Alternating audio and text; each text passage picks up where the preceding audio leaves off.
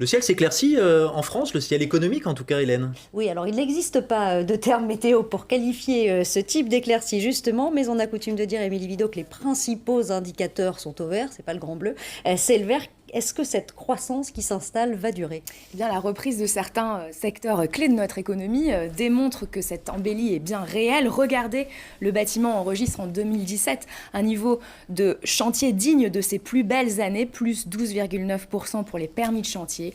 L'automobile passe à la vitesse supérieure avec une hausse de 3,8% des ventes de véhicules neufs.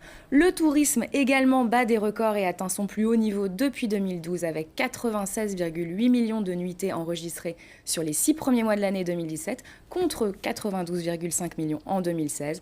Les aéroports ne désemplissent pas. Pour le seul mois de juillet, 10 millions de passagers sont passés dans les aéroports parisiens. C'est un record. Comment est-ce que l'on explique cette reprise à laquelle on ne s'attendait pas, en tout cas pas forcément avec cette ampleur? En tout cas, cette reprise, elle s'explique par plusieurs facteurs. Selon Natixis, regardez, 60% de l'amélioration est due à la conjoncture mondiale, 20% à la politique de la Banque centrale européenne et 20% aux mesures prises sous le quinquennat de François Hollande. Et c'est là le point faible de cette reprise. Elle dépend beaucoup de la conjoncture internationale. Or, deux incertitudes planent sur cette reprise au niveau mondial. D'abord, aux États-Unis, Donald Trump inquiète les milieux économiques. Wall Street vient encore de passer une semaine difficile.